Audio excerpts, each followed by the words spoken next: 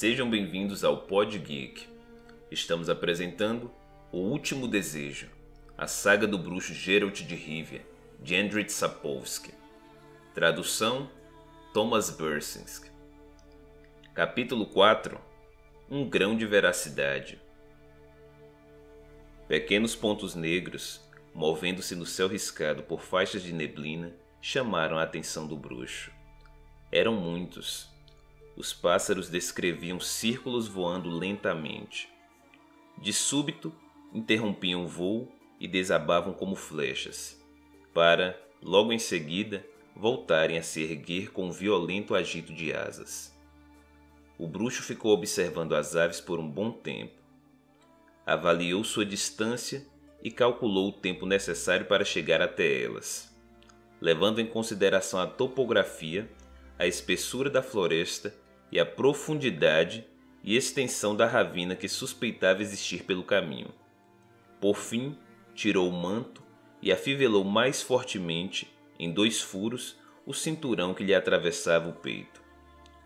A guarda e o punho da espada presa às costas sobressaíam de seu ombro direito. "Vamos fazer um pequeno desvio, Plotka", disse. "Sairemos da estrada. Não creio que aqueles pássaros estejam voando em círculos à toa." A égua, obviamente, não respondeu, mas obedeceu ao ouvir a voz que lhe era tão familiar. "Talvez seja apenas o cadáver de um alce", continuou Geralt. "Mas talvez não seja. Quem poderá saber?" Como suspeitara, ali existia uma ravina. Ele olhou para as copas das árvores que cobriam o despenhadeiro e notou que sua borda estava seca, sem espinhos nem troncos apodrecidos. Passou pela ravina com facilidade. Do outro lado havia um bosque de bétulas e logo atrás uma campina com macega e um urzal erguendo ao céu tentáculos formados por um emaranhado de galhos e raízes. Assustadas pela aparição do cavalheiro, as aves passaram a voar mais alto, soltando estridentes grasnados selvagens. Geralt viu imediatamente o primeiro corpo. A brancura do colete de pele de ovelha e o azul fosco do vestido destacavam-se no meio dos tufos de carriços amarelecidos. Não viu o segundo corpo, mas sabia onde se encontrava. A localização do cadáver era revelada pela presença de 3 lobos que, sentados sobre as patas traseiras, observavam calmamente o cavaleiro. A égua soltou um bufo, e os lobos, como em obediência a um comando, se dirigiram devagar para a floresta, virando de vez em quando a cabeça triangular e olhando para o intruso. Geralt saltou da cavalgadura. A mulher de colete e vestido azul não tinha mais rosto, pescoço e boa parte da coxa esquerda. O bruxo passou ao lado do corpo sem se deter. O homem jazia com o rosto enfiado no chão.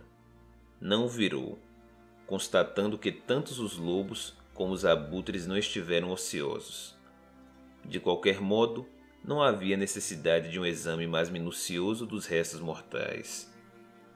Os ombros e as costas do gibão de lã estavam cobertos por uma escura mancha de sangue coagulada. Era evidente que o homem morrera em decorrência de um golpe na nuca e que os lobos destroçaram o corpo apenas mais tarde.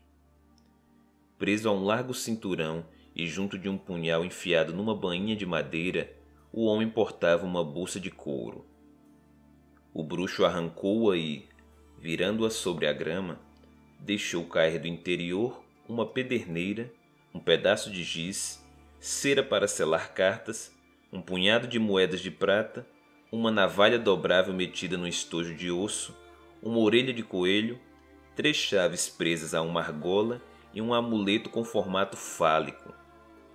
A chuva e o orvalho borraram as runas de 2 cartas escritas em pedaços de pano.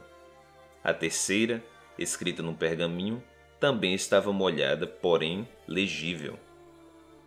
Era uma carta de crédito emitida pelo Banco dos Gnomos de Murivel, em favor de um comerciante chamado Hul Esper ou Espen. seu valor não era elevado. Abaixando-se, Geralt ergueu a mão direita do cadáver. Como imaginara, um anel de cobre apertado num dedo inchado e arroxeado continha a insígnia da Associação de Armeiros, um estilizado elmo com viseira, 2 espadões cruzados e a runa A maiúsculo gravada debaixo deles. O bruxo retornou ao corpo da mulher. Assim que começou a virar o cadáver, sentiu algo picar-lhe o dedo. Era uma rosa presa ao vestido. A flor murchara, mas não perdera a cor. As pétalas eram de um azul muito escuro. Era a primeira vez em toda a vida que Geralt viu uma rosa assim. Virou o corpo por completo e estremeceu.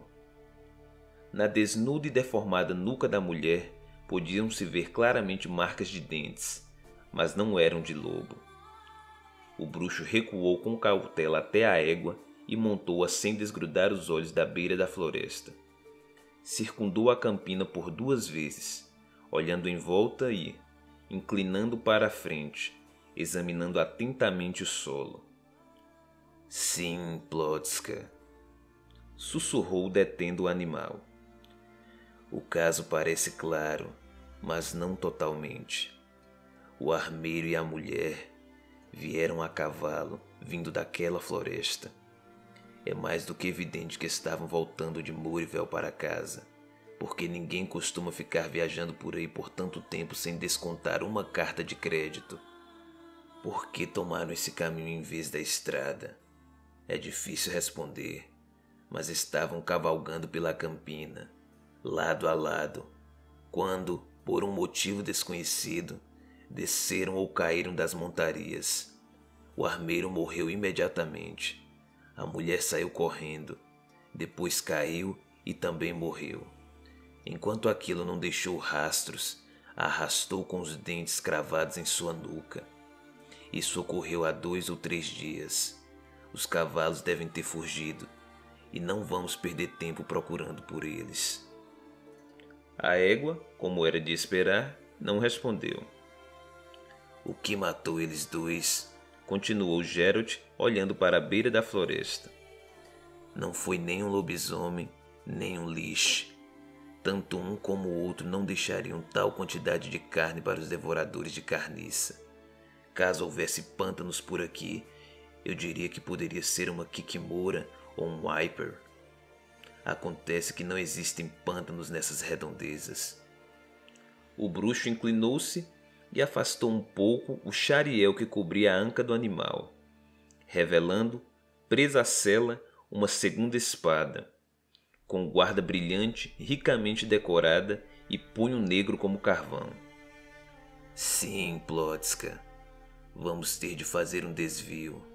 É preciso verificar por que o armeiro e a mulher estavam viajando pela floresta e não pela estrada. Se passarmos com indiferença por tais acontecimentos, não conseguiremos ganhar sequer o suficiente para comprar sua aveia, não é verdade? A égua seguiu em frente com resignação, evitando cuidadosamente pisar nos buracos deixados pelas raízes das árvores tombadas. Embora não se trate de um lobisomem, é melhor não arriscar, prosseguiu o bruxo, tirando do alforge um molho de acônito seco pendurando no freio de Plotska. O animal relinchou. Geralt afrouxou a gola do gibão e dele tirou o medalhão com a cabeça de lobo de presas arreganhadas. O medalhão, pendurado numa fina corrente de prata, balançava-se acompanhando o ritmo das pisadas do cavalo e brilhava como mercúrio sob os raios do sol. 2. Notou o telhado cônico de uma torre ao chegar ao topo de uma elevação que alcançara cortando o arco da curva de uma tênue trilha. A vertente cobertura de aveleiras e bloqueada por galhos secos e uma espessa camada de folhas amarelecidas, não parecia segura para ser descida montado. O bruxo recuou, movendo-se com cuidado pelo declive e retornou à estrada principal. Cavalgava lentamente, parando a égua a cada momento e, inclinando-se na sela, procurava rastros. De repente, a égua agitou a cabeça, soltou um relincho selvagem e começou a bater repetida e vivamente as patas no solo, formando um redemoinho de folhas secas. Geralt envolveu o pescoço do animal com o braço esquerdo, juntou os dedos da mão direita na forma do sinal de Áxia e ficou sussurrando em cantos, passando a mão na cabeça da cavalgadura. "A coisa tá tão feia assim", murmurou, olhando em volta sem desfazer o sinal. "A tal ponto? Calma, Plotska, calma." O encanto funcionou imediatamente, mas apesar de estimulado pelos calcanhares do bruxo, a égua avançou devagar, de má vontade, de maneira automática, desprovida da habitual elasticidade. O bruxo saltou agilmente da sela e passou a caminhar, conduzindo o animal pelas rédeas. Deparou com um muro. Entre o muro e a floresta não havia separação alguma, nenhum espaço vazio. Árvores jovens e arbustos de zimbro entrelaçavam suas folhas com as de era e de videira selvagem agarradas à parede de pedra.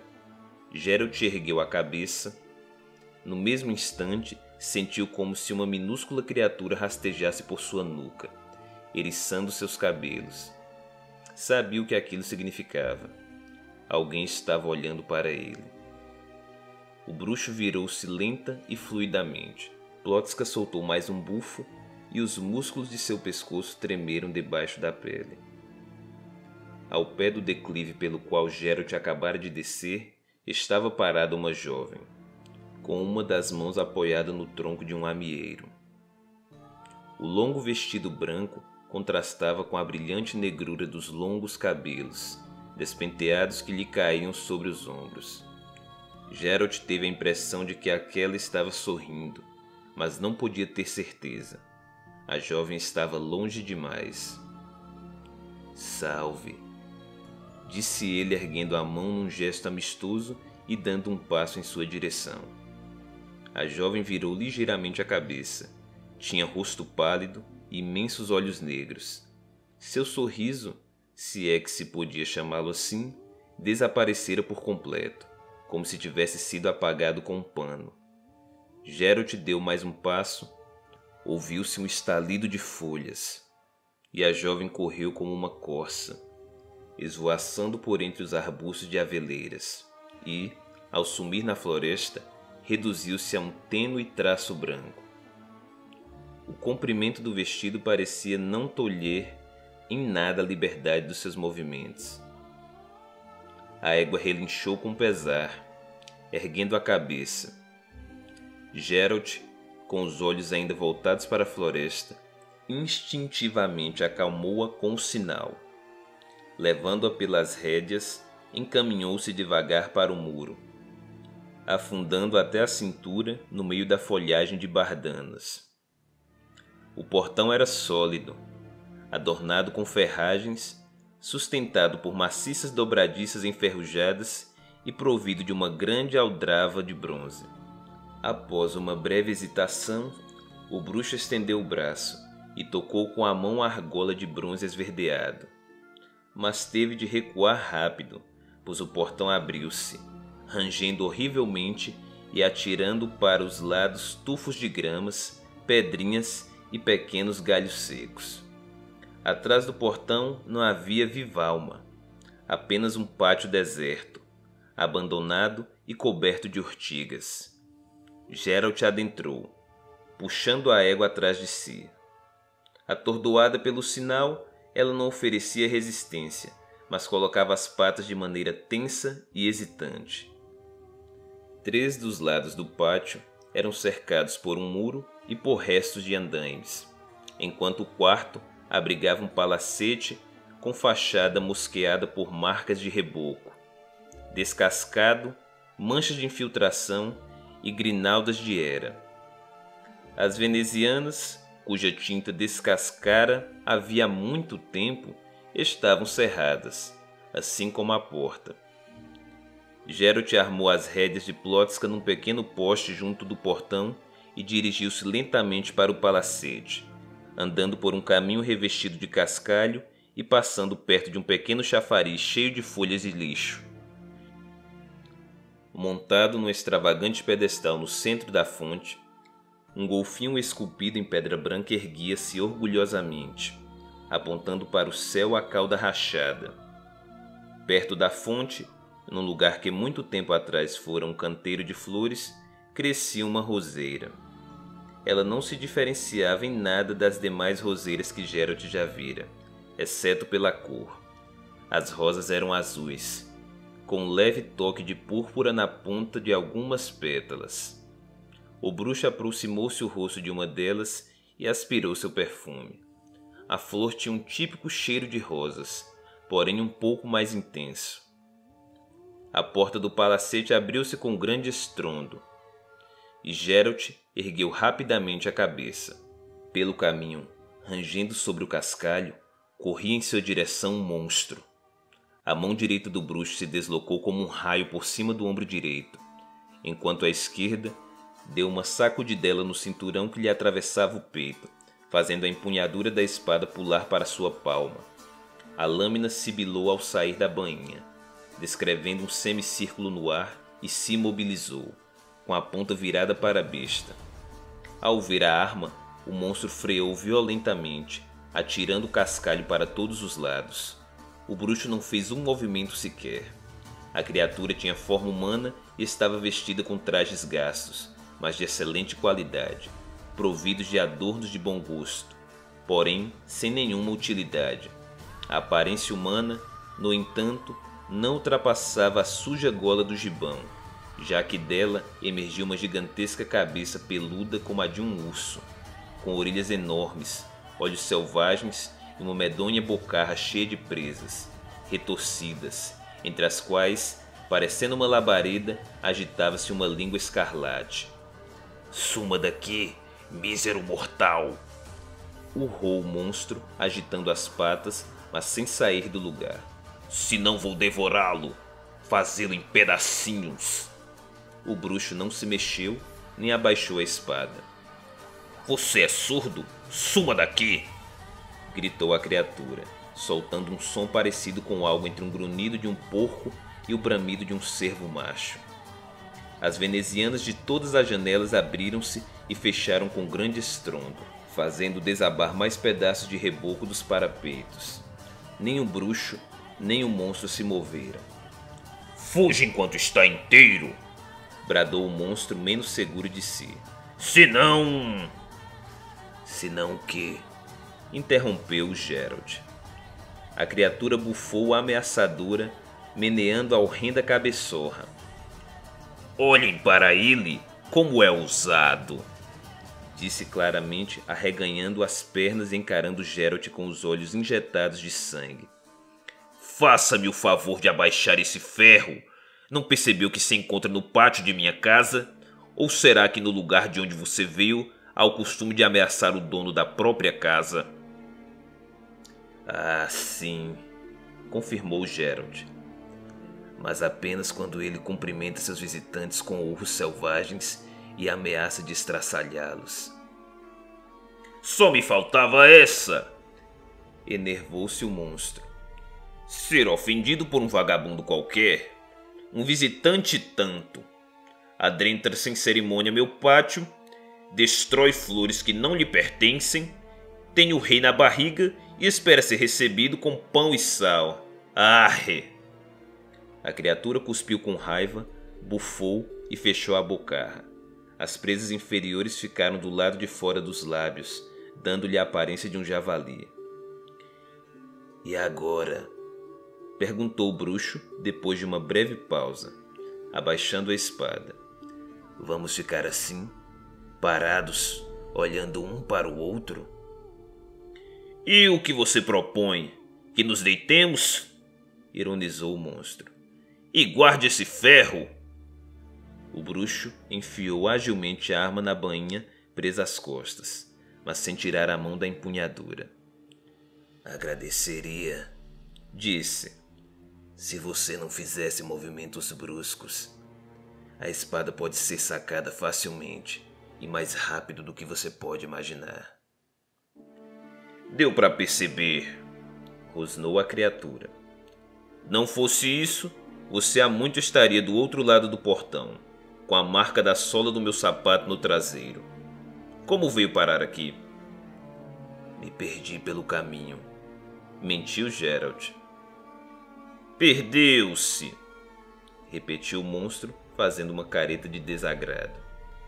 Pois se ache. Do outro lado do portão, evidentemente, aponte para o sol com sua orelha esquerda e mantenha assim. Em pouco tempo estará de volta à entrada. Vamos, ande, está esperando o quê? A água por aqui? Perguntou calmamente o bruxo.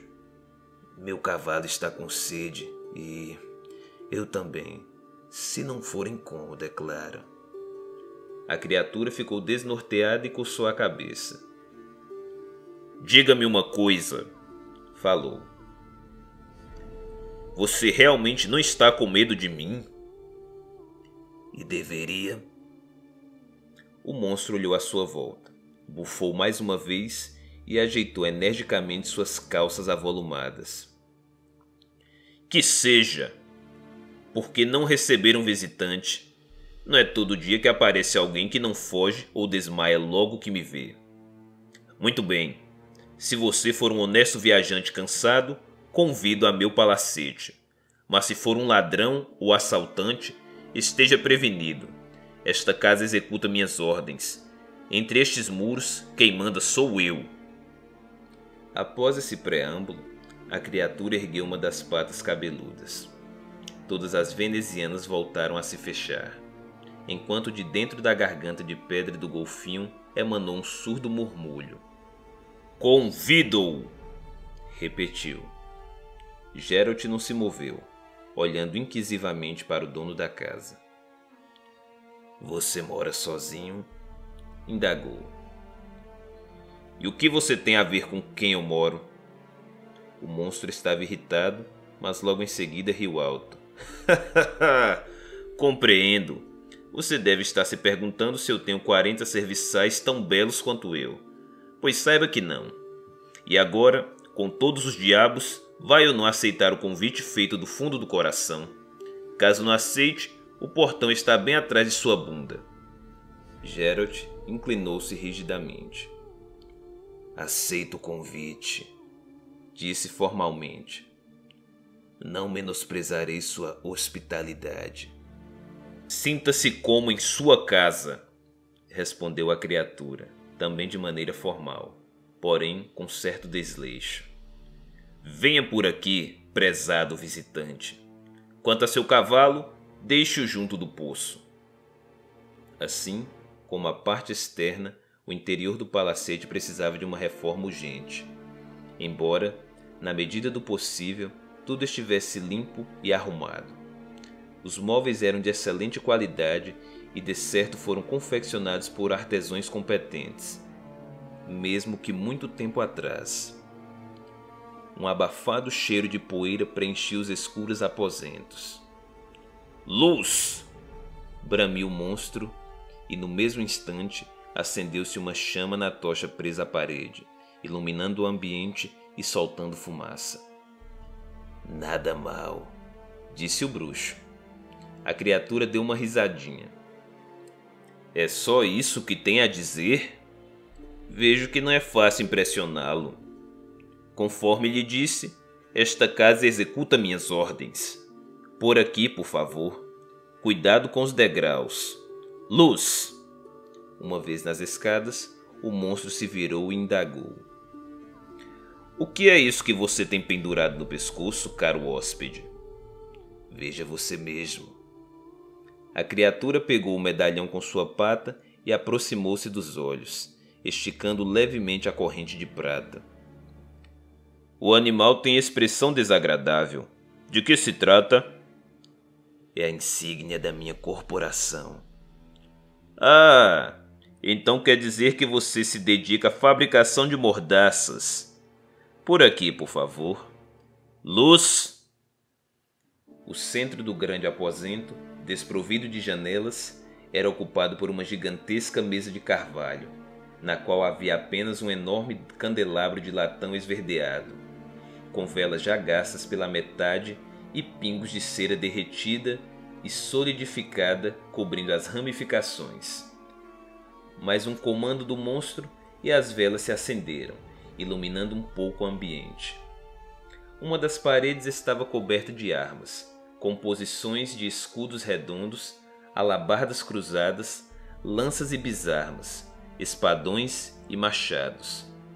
Na metade da parede, próxima encontrava-se uma desmedida lareira, sobre a qual pendiam filas de lascados e descascados retratos cheios de poeira. A parede oposta à entrada era decorada com troféus de caça. Ramificados chifres de alces e cervos projetavam sombras alongadas sobre as cabeças de javalis, ursos e linces, com bocarras abertas e presas à mostra, assim como sobre rotas e esfarrapadas asas de águias e gaviões empalhados. O lugar de honra, no centro, exibia a enrijecida e rota cabeça de um dragão serrano. Geralt aproximou-se.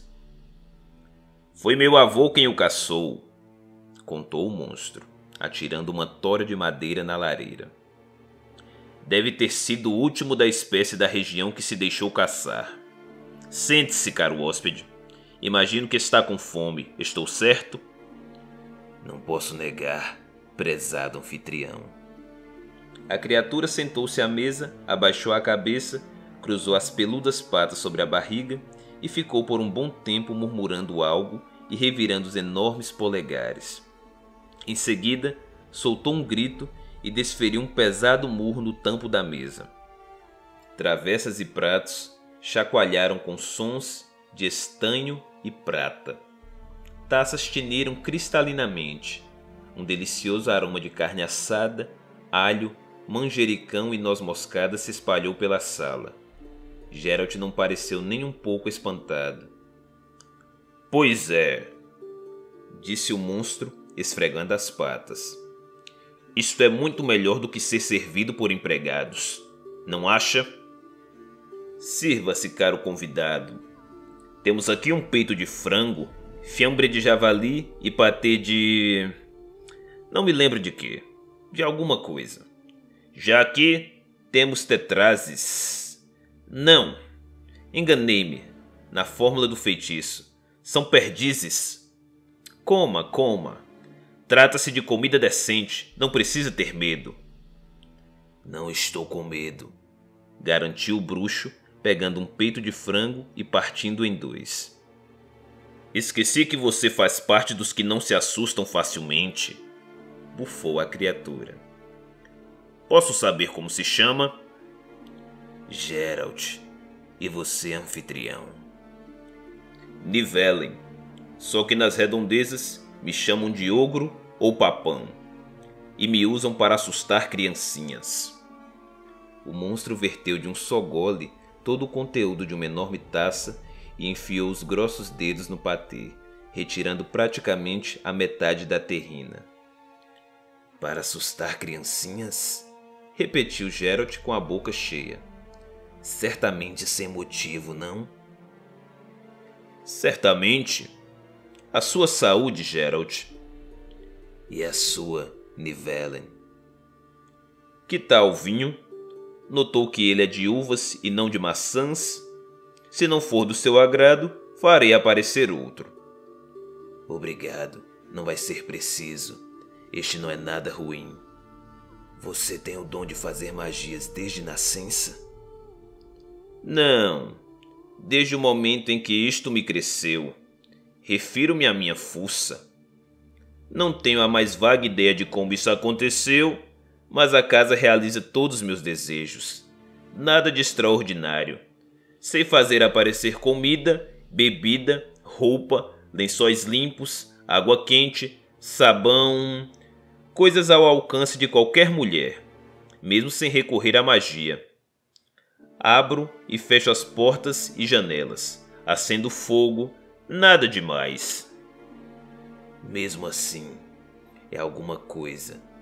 E quanto a essa fuça que você a chama, há muito tempo que a tem?"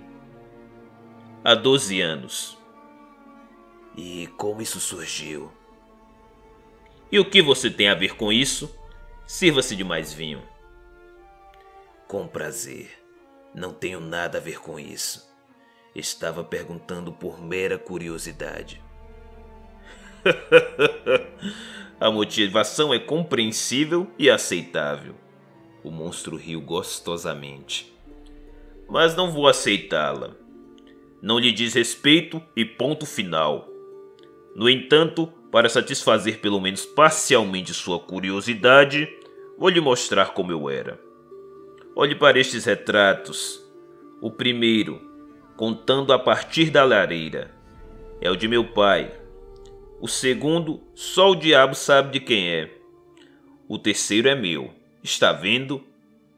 De uma pintura coberta por uma espessa camada de poeira e no meio de um emaranhado de teias de aranha, olhava para eles um tipo gordinho, com o rosto tristonho, inchado e espinhento. Geralt, a quem não era desconhecida a tendência de retrastias em lisonjear seus clientes, meneou tristemente a cabeça. Está vendo? Repetiu Nivellen, arreganhando as presas. Estou. Quem é você? Não compreendo.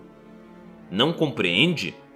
O monstro ergueu a cabeça, seus olhos brilhavam como os de um gato.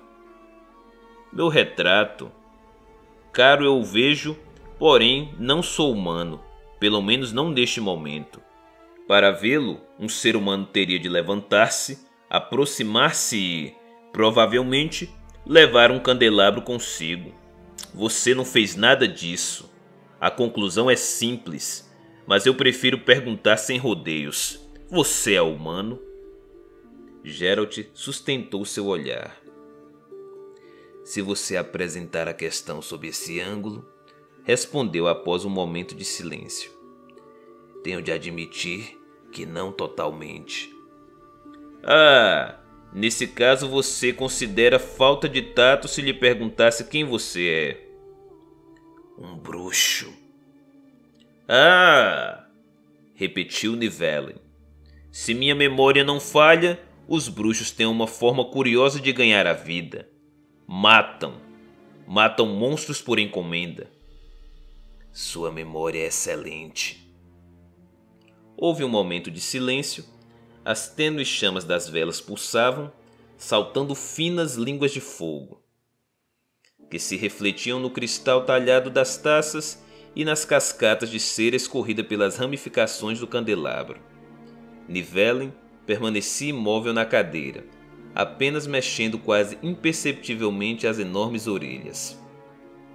Suponhamos, disse por fim, que você consiga sacar o espadão antes de eu alcançá-lo.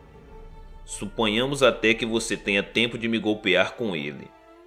Com meu peso, isso não impedirá que o derrube só com meu impulso. Depois, o final será decidido por dentadas. O que acha, bruxo? Qual de nós teríamos mais chance caso chegássemos a ponto de morder a garganta um do outro? Geralt ergueu com o dedo a tampa do estanho de pichel, encheu sua taça de vinho, sorveu um gole e apoiou-se no encosto da cadeira. Ficou olhando para o monstro com um sorriso, e o sorriso era excepcionalmente desagradável. Sim, falou Nivellen, devagar, remexendo o canto da bocarra com a unha. É preciso reconhecer que você sabe responder uma pergunta sem usar muitas palavras. Estou curioso em saber a sua resposta. A esta, quem lhe pagou para me matar? Ninguém. Cheguei aqui puramente por acaso. Você não está mentindo? Não costumo mentir. E o que você costuma fazer? Ouvi muitas coisas sobre bruxos. Dizem que raptam menininhos para alimentá-los com ervas com poderes mágicos. Aí, aqueles que sobrevivem à experiência tornam-se bruxos, feiticeiros com talentos inumanos. São treinados para matar, extirpados de qualquer reação aos sentimentos humanos, sendo transformados em monstros para tirar a vida de outros monstros. Ouvi dizer também que está chegando a hora de alguém assumir a tarefa de caçar bruxos, porque há cada vez menos monstros, enquanto o número de bruxos cresce assustadoramente. Como uma dessas perdizes, antes que esfriem por completo. Nivellen pegou uma perdiz da travessa e enfiou-a inteira na bocarra, destroçando-a com os dentes como se fosse uma torrada. Por que não diz nada? Perguntou de boca cheia antes de engolir. O que há de verdadeiro naquilo que falam de vocês? Quase nada. E o que há de falso? A afirmação de que há cada vez menos monstros. De fato, existem muitos. Nivellen mostrou os dentes numa expressão que deveria ser um sorriso. Um deles está precisamente sentado diante de você. Indignando-se, se fez bem em tê-lo convidado a entrar. Antipatizei de cara com a insígnia da sua corporação, caro visitante. Você não é um monstro, Nivellen, disse secamente o bruxo. Não diga, eis algo novo. E o que em sua opinião sou eu? Um pudim de alquequenge? Um bando de gansos selvagens voando para o sul numa triste madrugada outonal? Não? Seria eu a virtude perdida junto a uma fonte cristalina pela bela filha de um moleiro? Vamos, Geralt, diga logo que sou eu. Não está vendo que chego a tremer de tanta ansiedade? Você não é um monstro. Se fosse, não poderia tocar essa bandeja de prata, tampouco ter segurado meu medalhão. Caramba! Urrou Nivellen, com tal força que as chamas das velas ficaram por um momento na posição horizontal. Está claro para mim que hoje é o dia da revelação dos maiores e mais terríveis mistérios. Já vou ser informado de que minhas orelhas ficaram tão compridas porque, quando criança, não gostava de mingau de aveia. Não, Nivellen, falou calmamente Geralt. Isso foi fruto de um feitiço, e tenho certeza de que você sabe muito bem quem o lançou. E de que adiantaria sabê-lo? Em muitos casos, um feitiço pode ser desfeito. Você, como bruxo, obviamente sabe desfazer feitiços, não é verdade? Sim. Quer que eu tente? Não, não quero. O monstro abriu a bocarra e mostrou a língua, vermelha e com 2 palmos de comprimento. Ficou pasmo, não ficou? Fiquei, admitiu Geralt. A criatura soltou uma risadinha e esparramou-se na cadeira. Sabia que ia deixar você surpreso. Sirva-se de mais vinho e instale-se confortavelmente, porque vou lhe contar a história toda. Bruxo ou não bruxo, seu olhar inspira confiança e estou com vontade de conversar. Sirva-se, por favor. Não há mais de que me servir. Que chatice! O monstro pigarreou e voltou a bater a pata na mesa. Ao lado dos 2 pichéis já vazios, apareceu um garrafão de barro num cesto de vime. Nivellen arrancou com os dentes o selo de cera, encheu as taças e começou. Como você deve ter notado, a região onde estamos é pouco habitada. Isso porque, à sua época, tanto meu paizinho como meu vovozinho não deram motivos concretos para ser amados pelos vizinhos ou pelos comerciantes que se aventuravam pela estrada. Se alguém aparecia por estas bandas e meu paizinho o via de cima da torre, na melhor das hipóteses, o coitado perdia apenas a fortuna. Além disso, várias propriedades vizinhas foram incendiadas porque o paizinho achara que os tributos não lhe foram pagos a tempo. Poucas pessoas gostavam dele, além de mim, naturalmente. Chorei muito quando um dia trouxeram uma carroça, o que restara do meu paizinho, depois de receber um golpe de montante, um daqueles espadões enormes que só podem ser erguidos com as 2 mãos.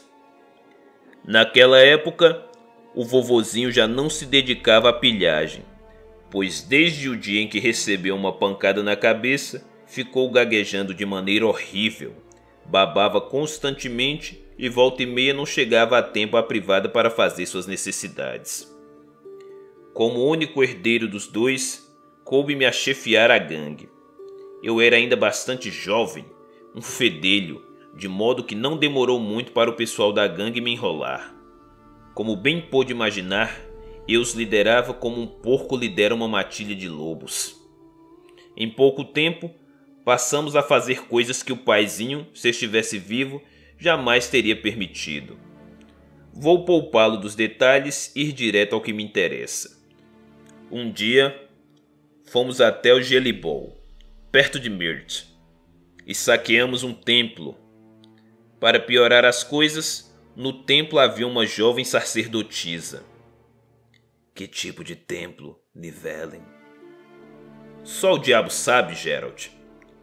No entanto, devia ser um templo do mal. Lembro que no altar havia crânios e ossos. Ardia uma chama verde. Fedia horrivelmente. Mas voltemos ao que interessa. Os rapazes agarraram a sacerdotisa, despiram-na e disseram que eu deveria me tornar um homem. Eu, idiota, concordei. Quando estava me tornando homem, a sacerdotisa cuspiu em meu rosto e gritou uma porção de coisas. Que coisas? Que eu era um monstro, em pele humana, e que seria um monstro na pele de um monstro. Algo sobre amor, sobre sangue. Não me lembro o que mais. Aí ela puxou um pequeno punhal que devia ter escondido em algum lugar, acho que nos cabelos, e se suicidou. Nós fugimos dali em tal disparada. Geralt, quase que acabamos com nossos cavalos. Aquele templo não era do bem. Continue. Depois, tudo aconteceu como profetizou a sacerdotisa. Passados alguns dias, acordo numa manhã e cada um de meus criados que me olha solta um grito. E... pernas para que te quero? Corro para um espelho e entro em pânico. Tenho um ataque. Lembro-me de tudo muito vagamente, como se fosse através de uma neblina. Em poucas palavras, houve mortos. Vários. Usei tudo o que me caía nas mãos. De repente, tornei-me muito forte, e a casa passou a ajudar-me. As portas batiam, utensílios voavam por toda a parte, a lareira se acendia. Quem pôde, fugiu em polvorosa. A titia, a prima, os rapazes da gangue, basta que ele diga que fugiram até os cães, uivando e com o rabo entre as pernas. E minha gatinha, gulosa, o papagaio da titia caiu duro e morreu de medo. No fim, fiquei sozinho, urrando, uivando, ensandecido e quebrando tudo que me caía nas mãos, principalmente espelhos. Nivellen interrompeu-se, deu um suspiro e uma fungada.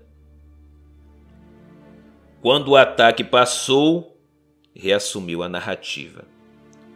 Era tarde demais para qualquer coisa. Estava só. Não havia ninguém a quem eu pudesse esclarecer que mudara apenas externamente. Que, embora tivesse esse aspecto monstruoso, no fundo continuava sendo um estúpido adolescente soluçando num palacete vazio. Depois, fui assolado por um pavor de que os empregados retomassem e me matassem antes de eu ter tido tempo de me explicar, mas ninguém retornou. O monstro calou-se por um momento, limpando o nariz com a manga do casaco. Não quero falar desses primeiros meses, Geralt. Até hoje tremo só de pensar neles. Vou ater-me aos pontos principais. Durante muito tempo, fiquei sozinho no palacete, quietinho como um camundongo, sem botar o nariz para fora. Quando aparecia alguém, o que era muito raro, eu não só não me mostrava, como ordenava à casa que batesse as venezianas ou soltasse um urro de dentro de uma gárgula de uma das calhas do telhado. E isso costumava bastar para o visitante desaparecer no meio de uma nuvem de poeira. E as coisas foram se passando assim até o dia em que olho pela janela numa madrugada e o que vejo? Um gordão cortando rosas da roseira da titia. E é preciso que você saiba que não se tratava de quaisquer rosas, mas das rosas azuis de Nazaire, cujas mudas foram trazidas ainda pelo vovozinho. Tive um acesso de raiva e saí para o pátio. O gordão, depois de recuperar a voz que perdera quando me viu, guinchou como um porco, afirmando que queria apenas algumas flores para sua filhinha, implorando que o perdoasse e o deixasse partir são e salvo. Já estava me preparando para lhe dar um pontapé nos fundilhos e preparando para expulsá-lo, quando tive um lampejo. Lembrei-me dos contos de fadas que Lanka, minha babá, costumava me contar. E aí pensei, se lindas donzelas podiam transformar sapos em príncipes ou vice-versa, quem sabe? Talvez houvesse naquilo um grão de veracidade. Saltei em sua direção, soltei um berro tão forte que a vinha se desprendeu do muro e gritei: "A filha ou a vida?" Nada melhor me veio à mente. O mercador, pois se tratava de um mercador, começou a chorar e me revelou que sua filhinha tinha apenas 8 anos. "Você está rindo?" "Não." Porque eu não sabia se deveria rir ou chorar por meu destino de merda. Fiquei com pena do coitado do negociante. Não podia ficar simplesmente olhando-o tremer de medo. Assim, convidei-o a entrar. Dei-lhe de comer e de beber. E quando ele estava indo embora, enchi sua sacola com moedas de ouro e pedras preciosas. Sabia que no subsolo sobrara uma fortuna, ainda dos tempos do papai. Eu não imaginava o que fazer com aquilo, de modo que podia me permitir ser generoso. O radiante mercador agradeceu tanto que chegou a babar. Deve ter se vangloriado em algum lugar de sua aventura, porque em menos de 2 meses apareceu aqui outro comerciante. Trazia um saco volumoso e uma filha, também avultada. Nivellen estendeu as pernas debaixo da mesa e espreguiçou-se a ponto da cadeira ranger. A negociação com ele foi rápida, continuou. Acertamos que deixaria sua filha comigo por 1 ano. Tive de ajudá-la a colocar o saco no lombo da mula. Sozinho ele jamais conseguiria erguê-lo. E quanto à garota? Durante algum tempo tinha convulsões, sempre que me via. Estava convencida de que eu ia devorá-la, mas, após 1 mês de convivência, já comíamos juntos, conversávamos e fazíamos longos passeios. E embora fosse simpática e surpreendentemente instruída, eu ficava todo encabulado ao falar com ela. Sabe, Geralt, sempre fui muito tímido diante de garotas. Sempre fui objeto de gozação, mesmo das garotas dos estábulos cobertas de estrume até os joelhos, com as quais os rapazes da minha gangue faziam o que queriam, pois até elas caçoavam-me de mim. Sempre se fora assim. Fiquei pensando, quanto mais agora com esta fuça. Nem consegui adquirir coragem suficiente para indicar de algum modo o motivo que me fez pagar tanto por 1 ano de sua vida. O ano foi se arrastando, como o fedor atrás de tropas em marcha, até seu pai voltar e levá-la consigo. E o que você fez em seguida? Tranquei-me em casa. Resignado, e por vários meses não recebi nenhum dos visitantes com filhas que bateram à minha porta. Mas, depois de passar 1 ano na companhia da filha daquele mercador, dei-me conta de quão era difícil viver sem ter alguém com quem pudesse conversar. O monstro emitiu um som que deveria ser um suspiro, mas que soou como um soluço. A próxima, disse após um longo silêncio. Chamava-se Fene. Era miudinha, animada e muito falante. Não tinha medo de mim. Certo dia, justamente quando atingi a maioridade, tomamos muito licor de mel e... Bem, aconteceu. Quando acabamos, pulei da cama e corri para um espelho. Tinha de admitir que fiquei muito desapontado e triste. A fuça permaneceu inalterada. Talvez me desse uma expressão ainda mais estúpida.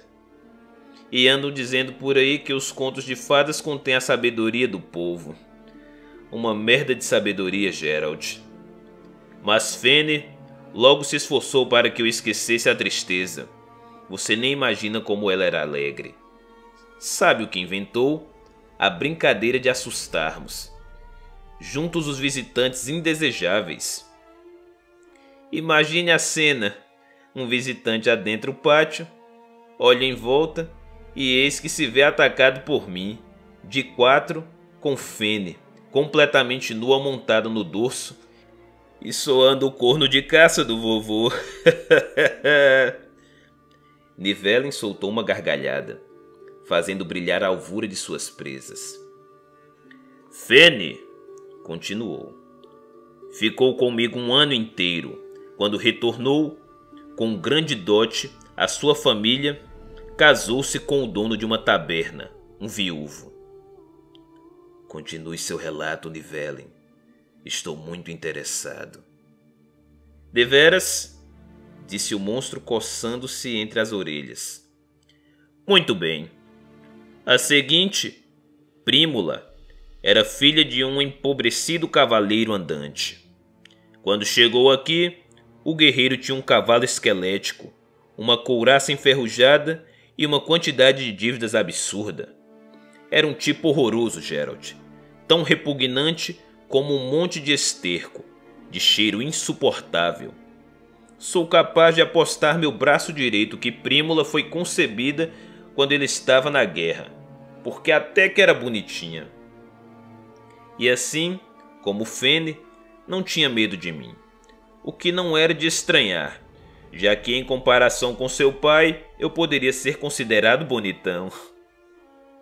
Prímula, como logo ficou patente, era bastante fogosa, e eu, por ter adquirido autoconfiança, não perdi tempo. Em menos de 2 semanas, já mantínhamos relações bastante íntimas, no decurso dos quais ela me puxava pelas orelhas e gritava: "Morda-me, animal! Rasgue-me por inteiro, sua besta imunda!" e outras idiotices do gênero. Nos intervalos de nossos folguedos, eu corria para o espelho, mas olhava para ele com cada vez menos preocupação. Cada vez menos ansiava por voltar a ser aquele garoto doentio. Sabe, Geralt, antes eu era molenga. Depois passei a ser um homem de verdade. Antes vivia adoentado, tossia e meu nariz escorria. Constantemente agora sou sadio como um touro. E os dentes, você não acreditaria se contasse o estado deles. E agora posso destroçar a perna dessa cadeira com uma dentada. Você gostaria de me ver morder a perna de sua cadeira? Não, não gostaria. Talvez seja até melhor. O monstro riu, abrindo a bocarra. Nada divertia mais as senhoritas do que as demonstrações de minhas dentadas.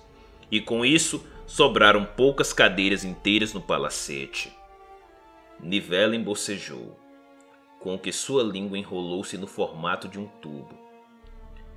Estou cansado de tanto falar, Geralt, de modo que serei breve. Depois delas, houve mais 2, Ilka e Venimira.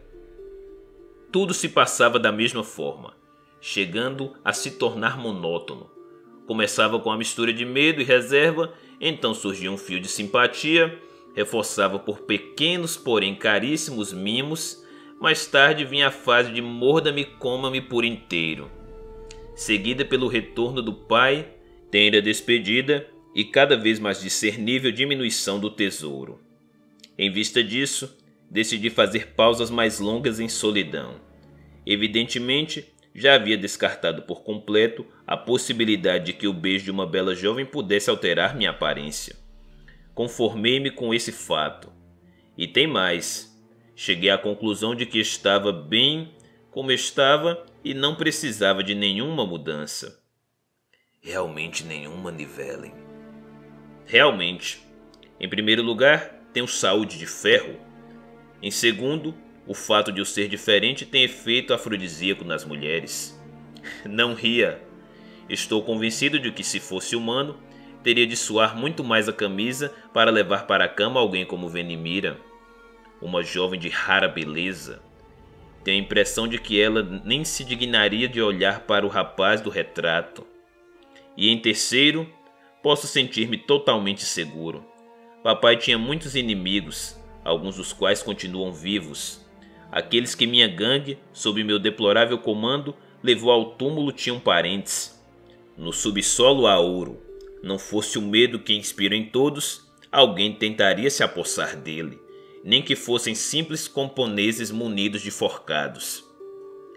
Você parece estar absolutamente seguro, disse Geralt, brincando com a taça vazia.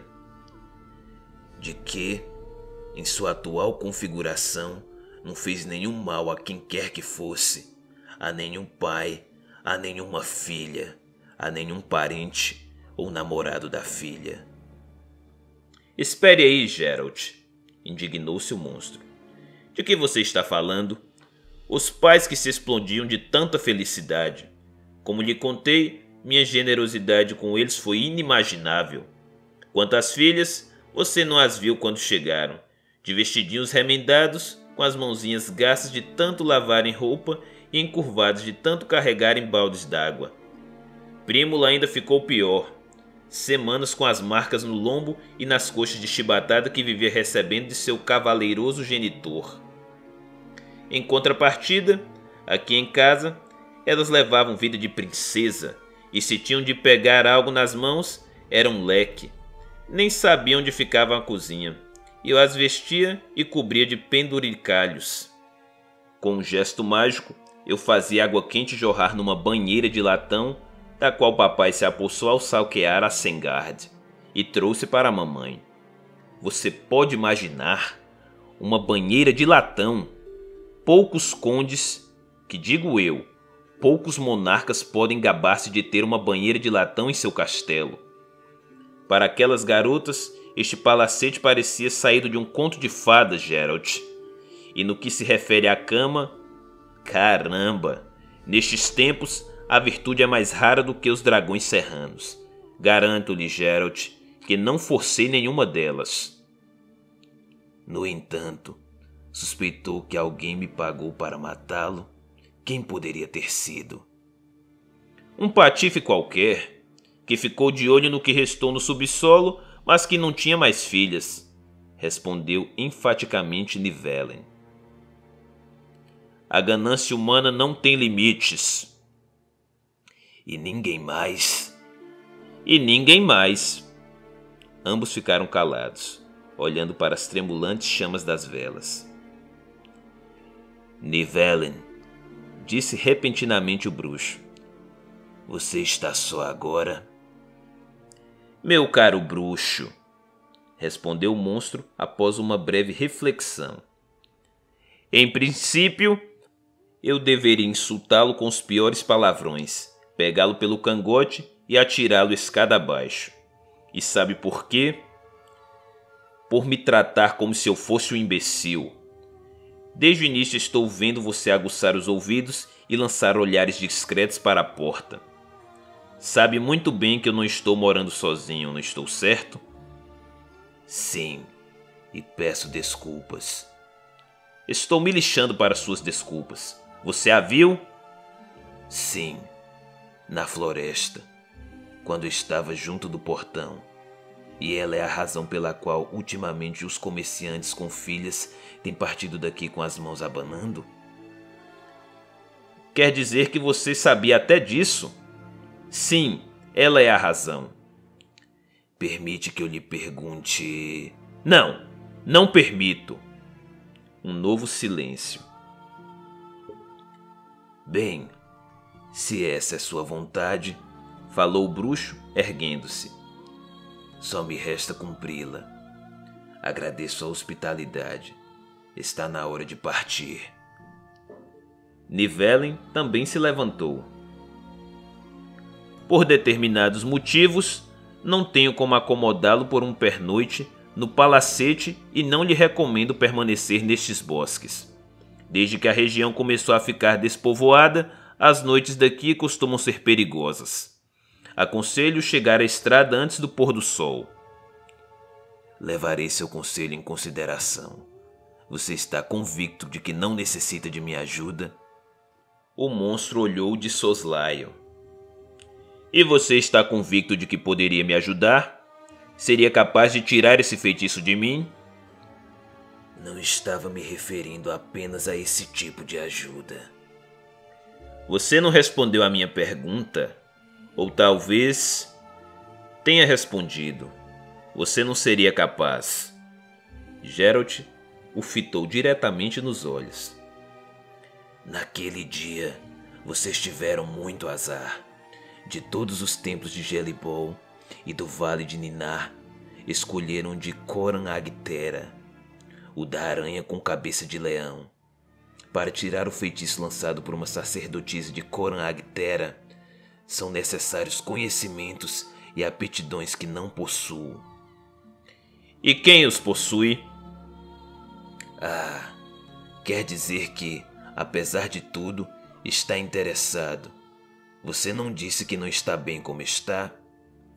Como estou, sim, mas não como poderia estar. Temo...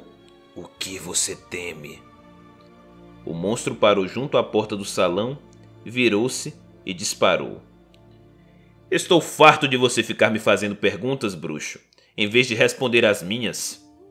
Parece que preciso fazer minhas indagações de maneira adequada. Portanto, escute. De um tempo para cá, tenho tido sonhos horríveis. Talvez palavra monstruosos seja mais acertada. Tenho motivos para ter medo? Seja breve em sua resposta, por favor. Alguma vez, ao acordar de um sonho desses, seus pés estavam sujos de barro? Ou então, ao mexer nos lençóis, você encontrou pinhas ou outros sinais de folhagens de pinheiros? Não. Tampouco. Não. Por favor, seja breve. Você tem razão em estar com medo. Existe algo que possa ser feito contra isso? Em poucas palavras, por favor. Não. Finalmente. Vamos. Vou acompanhá-lo até o portão. No pátio, enquanto Geralt apertava os arreios, Nivellen acariciou as narinas da égua e deu-lhe tapinhas carinhosos no pescoço. Plotska, encantada com o gesto de carinho, abaixou a cabeça. Os animais gostam muito de mim, gabou-se o monstro. E eu também gosto deles. Minha gata, gulosa, embora tenha fugido no começo, acabou voltando para mim.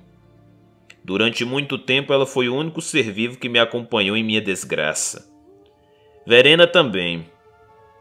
Interrompeu-se fazendo uma careta. Geralt sorriu e perguntou. Também gosta de gatos? De pássaros, disse Nivellen, meio contrariado. Que droga! Acabei me traindo. Mas não faz mal. Ela não é mais uma filha de comerciante. Geralt, tampouco mais uma tentativa de procurar um grão de veracidade nos contos de fadas. É coisa séria. Nós nos amamos. Se você rir, quebro-lhe a cara. Geralt não riu. Essa sua Verena provavelmente é uma Undina. Você se dá conta disso? Eu já desconfiava. Esbelta, morena, pouco falante, e quando fala, o faz numa língua que desconheço. Não se alimenta com comida humana. Passa dias inteiros sumido na floresta. Mas sempre volta. Isso é típico de uma ondina? Mais ou menos, respondeu o bruxo, concluindo o trabalho junto das rédeas. E você? Acha que ela não retornaria caso você recuperasse a forma humana, não é isso? Estou convencido disso. Você sabe como as ondinas têm medo de seres humanos. Foram poucos que viram uma de perto. E, no entanto, eu e Verena... deixe isso pra lá. Adeus, Geralt. Adeus, Nivellen. O bruxo cutucou a égua com os calcanhares e dirigiu-se ao portão. O monstro acompanhou-o a pé. Geralt! Sim. Não sou tolo quanto você imagina. Você chegou seguindo o rastro de um dos comerciantes que estiveram aqui recentemente. Aconteceu algo a algum deles? Sim. O último que esteve aqui há 3 dias, acompanhado pela filha, aliás, não das mais belas. Ordenei à casa que trancasse todas as janelas e portas e não dei sinal de vida. Deram uma volta pelo pátio e foram embora. A jovem tirou uma flor da roseira da titia e prendeu-a no vestido. Procure por eles em outro lugar, mas fique atento, porque essas redondezas são um horror. Já lhe disse que a noite é ainda pior. Ouvem-se e se veem coisas que não deveriam ser ouvidas nem vistas. Obrigado, Nivellen. Não me esquecerei de você e talvez acabe encontrando alguém que possa... Talvez sim, talvez não. O problema é meu, Geralt. É minha vida. É minha punição. Aprendi a suportá-la e me acostumei a ela. Se ela piorar, paciência. Vou ter de me acostumar de novo. E, se as coisas ficarem muito pretas, não procure ajuda de ninguém. Venha sozinho e acabe com tudo de uma vez. Como cabe a um bruxo. Boa sorte, Geralt. Nivellen deu meia volta e encaminhou-se para o palacete. Não se voltou uma única vez. 3. Os arredores eram despovoados, selvagens, inóspitos e ameaçadores. Geralt não retornou à estrada antes do anoitecer. Querendo poupar caminho, tomou atalhos pela floresta. Passou a noite no desnudo topo de uma colina, com a espada sobre os joelhos e junto de uma pequena fogueira a qual, volta e meia, atirava molhos de acônito. No meio da noite, vislumbrou ao longe, no fundo da ravina, o brilho de uma fogueira e ouviu uivos e cantos, bem como algo que somente podia ser o grito de uma mulher sendo torturada. Partiu naquela direção logo ao amanhecer, mas encontrou apenas uma clareira pisoteada e ossos carbonizados entre cinzas ainda quentes. Um ser oculto na capa de um gigantesco carvalho silvava e urrava. Talvez fosse um lixe ou simplesmente um lince. O bruxo não parou para se certificar. 4. Em torno do meio-dia, quando dava de beber a Plotska, numa pequena fonte, a égua soltou um relincho penetrante e recuou arreganhando os dentes amarelados e mordendo o freio. Geralt, ao acalmá-la instintivamente com o sinal, notou um círculo perfeito formado por avermelhados chapeuzinhos de cogumelos emergindo do musgo. O que está se passando com você, Plotska? Resolveu ficar histérica? Disse. Não está vendo que se trata de um simples círculo do diabo? Para que fazer cenas? A égua bufou, virando a cabeça em sua direção. O bruxo coçou a testa e franziu o senho, e ficou pensativo. Em seguida, montou na sela de um pulo, fez o animal dar meia volta e retomou o galope sobre os próprios rastros. Os animais gostam muito de mim, murmurou. Peço-lhe desculpas, Plotska. Ficou claro que você tem mais juízo do que eu. 5. A égua deitava as orelhas para trás, bufava, arrancava torrões com o casco, refugava. Geralt não mais acalmava com o sinal. saltara da sela e passara as rédeas por cima da cabeça do animal. Já não levava presa às costas sua antiga espada enfiada na bainha de pele de lagartixa. Seu lugar agora era ocupado por uma bela e brilhante arma, com a guarda em cruz e uma delgada e bem balanceada empunhadura, terminada numa esfera de metal branco. Dessa vez, o portão não se abriu diante dele. Estava aberto, como deixara-o partir. Ouviu uma canção. Não conseguia entender a letra, nem mesmo identificar a língua na qual era cantada. Mas não precisava. O bruxo conhecia, sentia e compreendia a própria natureza daquele canto suave e penetrante que fluía nas veias como a onda de uma nauseabunda e entorpecedora ameaça. O canto interrompeu-se bruscamente, e então ele a viu.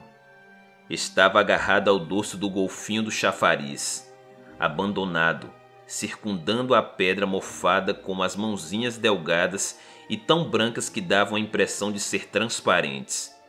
Debaixo de uma tempestade de entrelaçados cabelos negros, brilhavam fixos neles 2 enormes olhos da cor de antrácito. Geralt aproximou-se lentamente, com passadas macias e junto do arbusto de rosas azuis. A criatura grudada no dorso de golfinho acompanhava seu deslocamento, virando em sua direção o pequeno rosto cheio de charme e munido de uma expressão tão profunda e nostálgica que ainda era possível ouvir a canção. Embora os minúsculos e pálidos lábios estivessem cerrados firmemente e não emitissem nenhum som, o bruxo parou a uma distância de 10 passos. A pesada espada, cautelosamente retirada da negra bainha esmaltada, resplandeceu e brilhou sobre sua cabeça. É de prata, disse. Esta lâmina é de prata pura. O pálido rostinho não se moveu. Os olhos da cor de antrácito não mudaram a expressão. Você se parece tanto com Mondina, continuou Geralt, calmo, que poderia ter confundido qualquer ser humano, sobretudo por ser uma ave rara. Mas os cavalos jamais se enganam. Reconhecem seres como você instintivamente. Quem é você? Imagino que seja uma mura ou um alpe. Um vampiro normal não se exporia ao sol dessa maneira. Os cantos da pálida boca tremeram e se ergueram ligeiramente. Você se sentiu atraída pelo aspecto de Nivellen, não é verdade? Os sonhos que ele mencionou são obras suas. Imagino como são esses sonhos e sinto pena dele. A criatura não se moveu. Você gosta de pássaros, prosseguiu o bruxo. Mas isso não o impede de morder o pescoço de humanos de ambos os sexos, não é? Você e Nivellen, que casal fantástico formariam? Um monstro e uma vampiresa, donos de um palacete na floresta. Em pouco tempo dominariam a região toda. Você, eternamente sedenta de sangue, e ele, seu defensor, um assassino a seu serviço, um instrumento cego. Só que para isso ele teria de se tornar um monstro de verdade e não um ser humano com uma máscara de monstro. Os enormes olhos negros se estreitaram. Onde ele está, juba de antrácito? Você estava cantando, portanto bebeu o sangue dele. Como não conseguiu escravizar sua mente, acabou lançando mão do último recurso, estou certo? A negra cabecinha assentiu-se de leve, quase imperceptivelmente, e os cantos da boca ergueram-se ainda mais. O pequeno rosto adquiriu uma bela expressão vampiresca. E agora você certamente se julga dona deste palacete, não é? Mas um aceno positivo, dessa vez mais nítido. Você é uma mura? Um lento maneio negativo da cabeça. O sibilo que ecoou somente poderia ter saído por entre aqueles pálidos lábios, contorcidos num sorriso maléfico, embora o bruxo não tivesse notado eles se moverem. Um alpe. Novo movimento de negação. Geralt recuou, apertando com mais força a empunhadura da espada. O que só pode significar que você é... Os cantos da boca começaram a erguer-se cada vez mais. Os lábios se entreabriram. Uma lâmia! Gritou o bruxo, atirando-se na direção do chafariz. Detrás dos pálidos lábios brilharam pontudas presas brancas. A vampiresca se ergueu, arqueou as costas como um leopardo e soltou um berro. A onda sonora atingiu Geralt como um ariete, deixando-o sem ar, esmagando-lhe as costelas e trespassando-lhe os ouvidos e o cérebro com espinhos de dor. Arremessado para trás, ainda teve tempo de cruzar os punhos no sinal de heliotrópio. O feitiço conseguiu amortizar parcialmente o ímpeto com o qual ele abateu contra o muro. Mas mesmo assim, viu tudo preto e o resto do ar irrompeu de seus pulmões como um gemido. No mesmo lugar onde poucos antes uma jovem delicada de vestido branco estivera sentada sobre o dorso de um golfinho de pedra, um gigantesco morcego negro achatava o reluzente corpanzil, abrindo o comprimido e estreito focinho com fileiras de dentes pontiagudos. As asas membranáceas se estenderam, agitaram-se silenciosamente e a criatura lançou-se sobre o bruxo como a flecha disparada de uma besta. Geralt, sentindo na boca o gosto ferruginoso de sangue, gritou uma fórmula mágica e estendeu os braços com os dedos abertos no sinal de Quen. O morcego virou abruptamente, soltou um som que parecia uma gargalhada e voltou a mergulhar na vertical, direto para a nuca do bruxo. Geralt desviou-se e desferiu um golpe, errando o alvo. O morcego encolheu em uma das asas e, lânguida e graciosamente, descreveu o semicírculo no ar, voltando a atacar abrindo o focinho cheio de dentes. O bruxo aguardou a criatura com os braços estendidos em sua direção. A espada em ambas as mãos, no último instante, deu um salto. Não para o lado, mas para a frente, desfechando um golpe que sibilou no ar. Não acertou, e aquilo foi tão inesperado que ele perdeu o ritmo e esquivou-se uma fração de segundo tarde demais. Sentiu as garras da besta rasgarem sua bochecha e a úmida e aveludada asa roçar seu pescoço. Girou sobre si mesmo, transferiu o peso do corpo para a perna direita e voltou a golpear, errando mais uma vez a extremamente ágil criatura. O morcego bateu as asas, elevou-se e planou na direção do chafariz. No momento em que as ensanguentadas garras arranharam o revestimento de pedra, o repugnante focinho da besta começou a se enevoar, a sumir, a se metamorfosear. Embora os pálidos lábios que surgiam em seu lugar não conseguissem ocultar de todo as mortíferas presas pontiagudas, a criatura uivou de modo penetrante, modulando a voz em um canto macabro. Lançou ao bruxo um olhar cheio de ódio e voltou a gritar. A onda sonora foi tão potente que rompeu o sinal. Os círculos vermelhos e negros giraram diante dos olhos de Geralt, enquanto suas têmporas e seu cocoruto latejaram horrivelmente. Através da dor que parecia furar-lhe os tímpanos, o bruxo começou a ouvir vozes, queixumes e gemidos, sons de flautas e oboés, sussurros do vento. A pele de seu rosto se entorpeceu e gelou. Geralt caiu sobre um joelho e balançou a cabeça. O morcego planava silenciosamente em sua direção, abrindo a bocarra em pleno voo. O bruxo, embora ainda atordoado pela onda sonora, reagiu instintivamente e ergueu-se de um pulo, e, adaptando o ritmo de seus movimentos à velocidade do voo do monstro, deu 3 passos à frente, gingou o corpo e, rápido como um raio, desferiu um golpe de espada com as 2 mãos. A lâmina não encontrou resistência, ou melhor, quase não encontrou, porque Geralt ouviu outro grito, dessa vez de dor, provocada pelo toque da prata.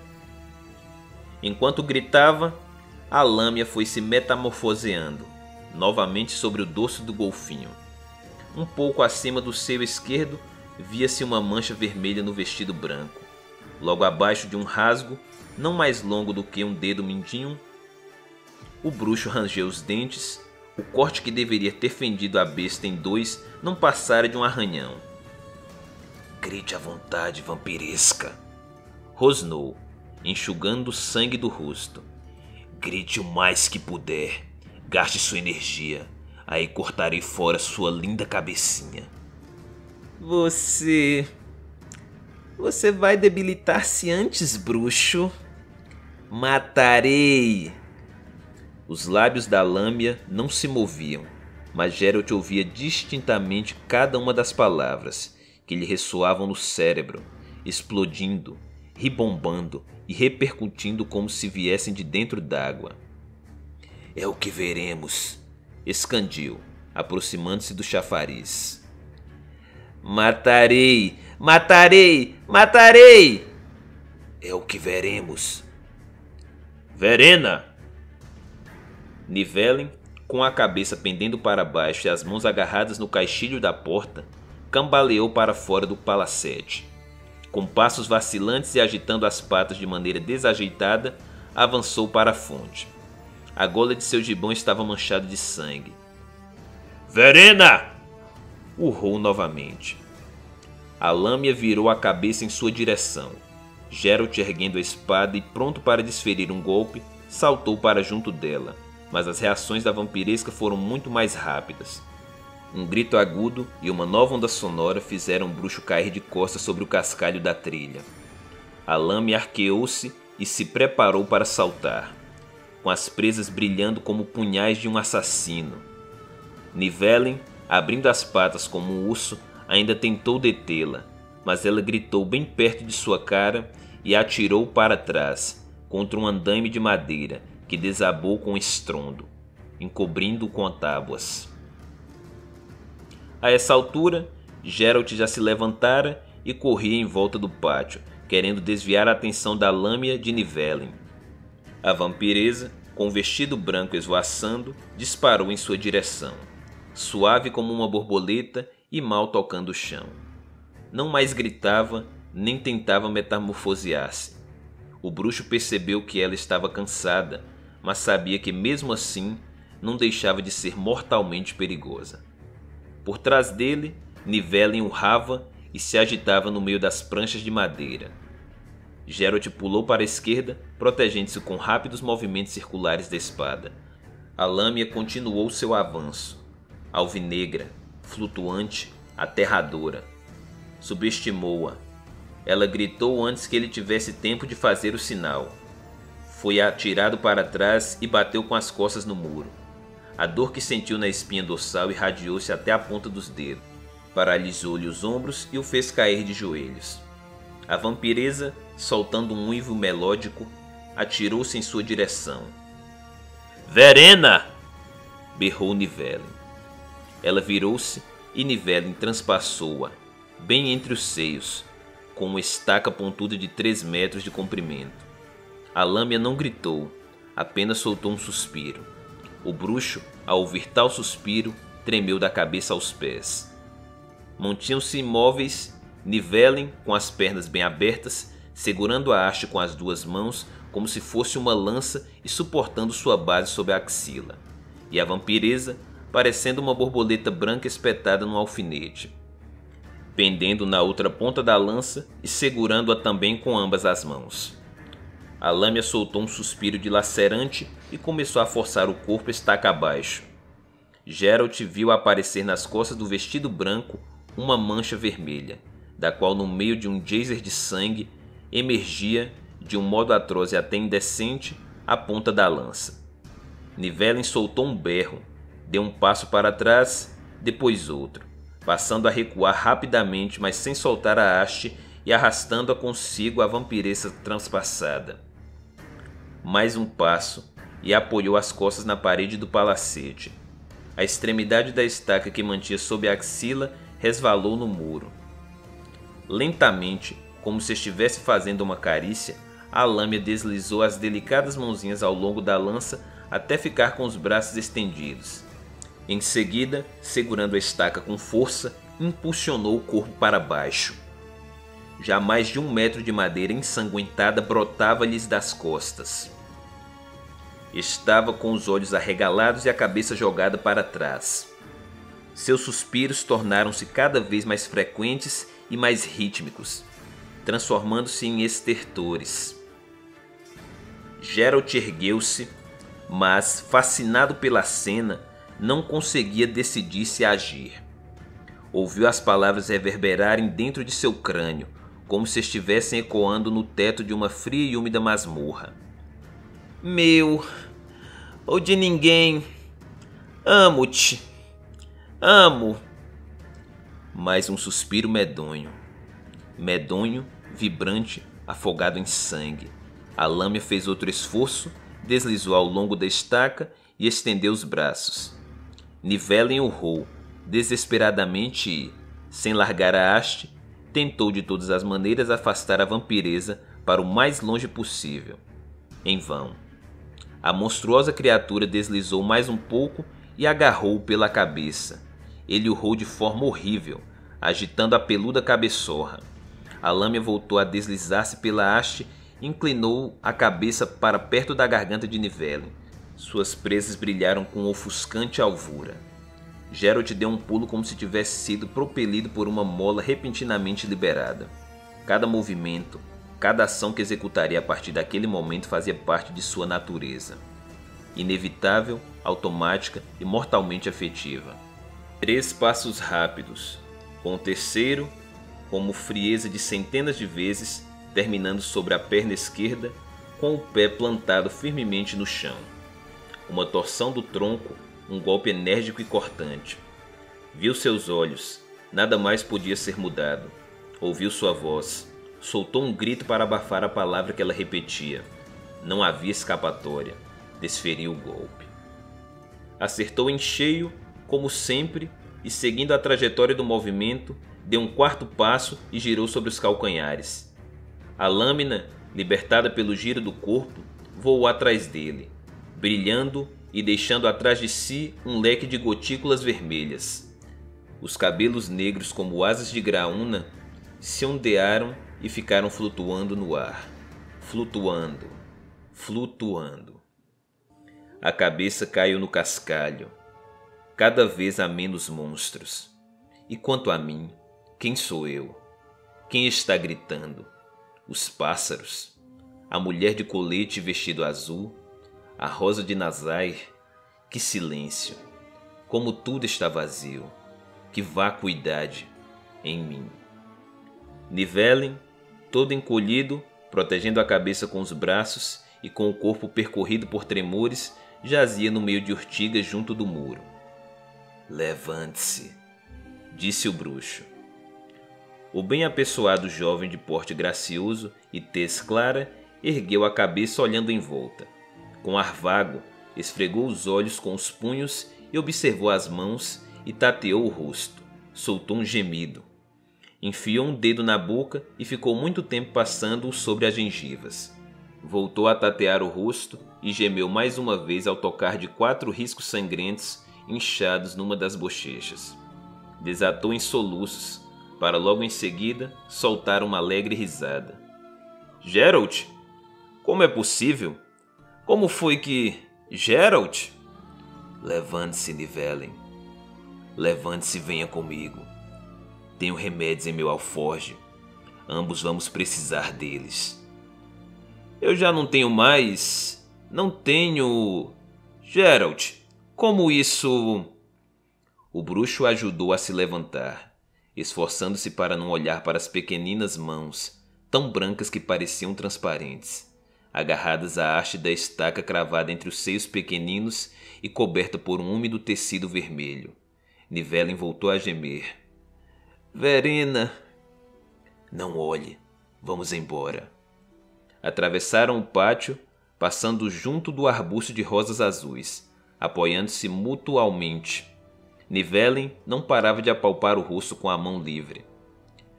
Não dá para acreditar, Geralt. Após tantos anos, como isto foi possível? Em cada conto de fadas há um grão de veracidade, disse baixinho o bruxo. Amor e sangue, ambos possuem um poder colossal. Os magos e outros estudiosos se debruçam sobre esse fenômeno há anos, mas não chegaram a resultado algum. exceto a convicção. Convicção de quê, Geralt? De que o amor tem de ser verdadeiro.